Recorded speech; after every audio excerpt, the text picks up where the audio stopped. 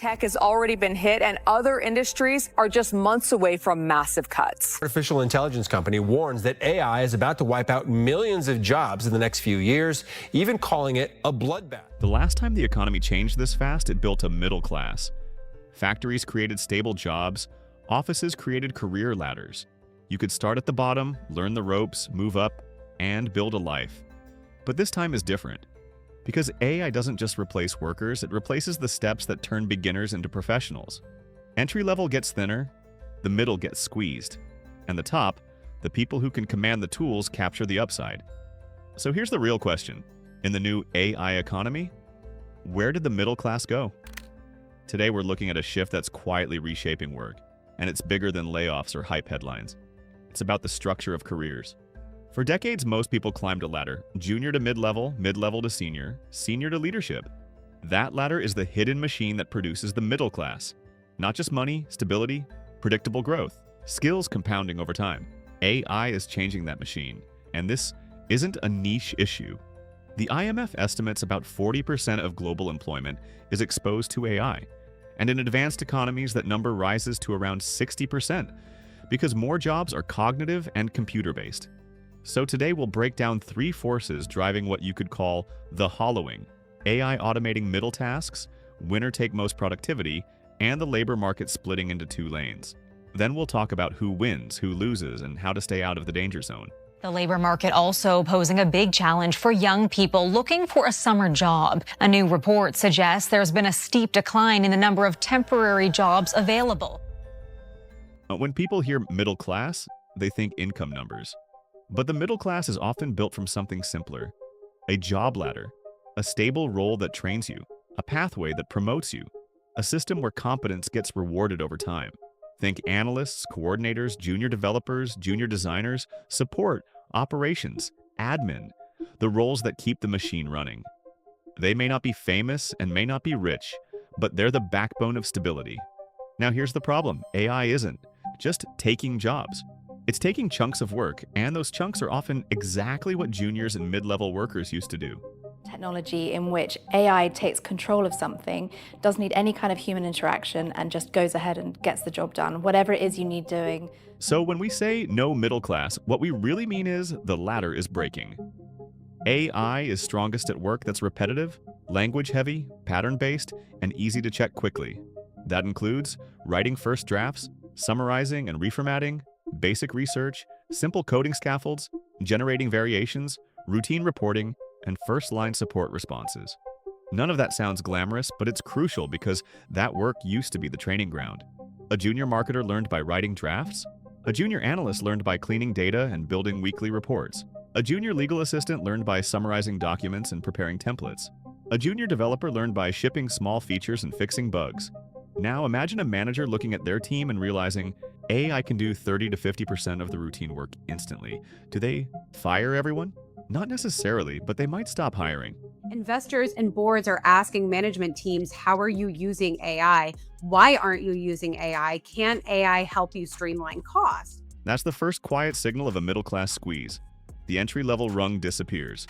And you can see this shift in the labor market signals. One dataset cited by a Federal Reserve Bank of Atlanta research stream found that in 2024, nearly 628,000 job postings demanded at least one AI skill, and the share of postings requiring AI skills rose to about 1.7% in 2024, up from roughly 0.5% in 2010. That sounds small until you realize what it implies. AI isn't a tool on the side anymore. It's becoming a baseline expectation, even in roles that used to be purely junior and learn. Now let's talk about something that sounds positive but has brutal side effects: productivity. AI can turn a strong worker into a monster performer. A great engineer with AI tools can ship faster. A skilled researcher can produce more in less time. A strong editor can cut content at insane speed. A high-taste designer can iterate quickly. And companies love this because it means output rises while headcount stays flat, or even shrinks. Goldman Sachs research has argued that generative AI could lift productivity meaningfully over time, and even raise global GDP substantially in optimistic scenarios. There's no question that generative AI is becoming better at performing high-level human tasks. So we think that AI will likely complement many more jobs than it replaces. boosting productivity, increasing output, and even creating new job opportunities. But the human side of that productivity boost is simple. If a small group can do what a larger team used to do, the company asks, why do we need so many seats? And once that logic starts, it becomes self-reinforcing. A manager sees one person producing the output of 3, and suddenly the baseline expectation rises. You're not competing with other humans anymore. You're competing with humans amplified by AI workflows. That changes hiring, it changes promotions, it changes salaries, and it concentrates power, because the people who already had skill, judgment, and leverage become even more valuable. Quick pause: if you're finding this useful, subscribe. This channel focuses on AI, money, careers, and power, not trend-chasing news, but how the underlying systems are changing. Now back to it. So what happens when you combine task automation with winner-take-most productivity? The job market begins splitting into 2 lanes. Lane 1, high leverage work. Builders, directors, integrators, and controllers. Engineers, AI product teams, infrastructure, security, senior operators, and domain experts who can tell the difference between something that sounds right and something that is right. Lane 2, low leverage work. Commoditized labor, task-based gigs, work that can be packaged, priced, and swapped easily. The middle lane, stable, trainable, salaried roles with predictable growth, starts shrinking. Not vanishing overnight, but thinning. And that thinning shows up in the skills conversation too. The World Economic Forum's Future of Jobs analysis says that by 2030, 59 out of 100 workers are expected to need reskilling or upskilling, and 11 of those may not receive it, putting a large group at medium-term redundancy risk. That's not a small adjustment. That's a structural migration. Let's make this concrete. Case Study 1. Marketing and content. Junior work used to be drafts, variations, summaries, first-pass research. AI now does that in minutes. The result isn't always job loss, it's often job shrinkage. One lead plus AI can replace the need for multiple juniors. Case Study 2. Software teams. AI coding assistants don't build full products alone, but they speed up scaffolding, tests, refactoring, documentation. Strong engineers get stronger. Companies start thinking, do we want a large team or a small team of killers? Case Study 3. Customer support compression and the rehiring loop. Automation handles simple tickets until edge cases explode. Quality drops. Escalations rise. Then the human layer comes back. Gartner predicts that by 2027, 50% of companies that cut customer service staff due to AI will rehire people to do similar functions, often under different job titles. That is a huge tell. AI adoption doesn't eliminate humans. It often changes where humans sit and how many are needed. Case Study 4. Design and creative production. AI commoditizes production, but taste still matters, strategy still matters. The middle gets squeezed. People who built careers on production now compete with a machine that can generate infinite variations. Meanwhile, top creatives who can direct and refine still win.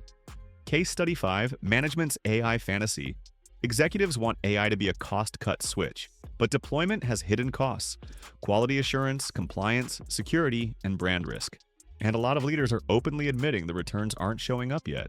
PwC's 2026 CEO survey found 56% of CEOs reported neither revenue gains nor cost reductions from AI, while only 12% reported achieving both. That doesn't mean AI is useless. It means the reality is messy, and the middle gets squeezed while companies figure it out. To be fair, AI does create roles. We're already seeing growth in AI workflow design and operations, model evaluation and QA, data governance and compliance, security and risk, and human-in-the-loop supervision. And the WEF does project major job churn with both creation and displacement by 2030. A large reshuffle rather than a simple collapse. But notice the pattern. These roles have a higher bar. They require more judgment, technical literacy, or domain expertise. They don't absorb the same volume of workers as traditional middle ladder roles did. So yes, new jobs exist, but the ladder is narrower. From here, we're likely heading toward one of 2 futures. Future 1. Companies adopt AI fast, but training systems don't update. Entry-level stays thin. Mid-level roles shrink. Inequality rises. People bounce between gigs and burnout, while a small group captures most value. Future 2. Societies and companies rebuild ladders. Apprenticeship models. Standards for AI oversight. Education that teaches people how to supervise machines, not just compete with them. Which future we get depends on choices, not just technology. AI doesn't automatically create a dystopia, but it amplifies incentives. And the incentives right now reward compression. Now let's get practical. If the middle lane is thinning, how do you avoid being pushed into low-leverage work? 1. Become AI plus domain, not AI only. Generic AI skill is becoming common. Domain skill plus AI supervision is rare. 2. Learn one hard tool and one real workflow. Data analysis, automation, scripting, design systems, CRM ops, security basics, paired with workflows that produce measurable results. 3. Build proof of work, not just credentials. Portfolios, case studies, before and after outcomes. Show you can deliver something usable. 4. Move closer to revenue or risk. Security, compliance, reliability, sales. Engineering, governance. When mistakes are expensive, humans remain essential. That's the new ladder. Not junior to senior, but low leverage to high leverage. So, is the new AI economy creating a world with no middle class? It's not that everyone becomes unemployed. It's that the stable career ladder, the machine that produced the middle, gets thinner. AI replaces the steps, teams compress, and the market splits into 2 lanes. But the story isn't finished. If you can supervise tools, anchor yourself in a domain, and build real leverage, you don't have to get squeezed. You can move into the winning lane. Let me know in the comments, what industry are you in and what changes are you already seeing? If you enjoyed the video, subscribe. More deep dives on AI, money, careers, and power coming soon. Thanks for watching, and I'll see you in the next one.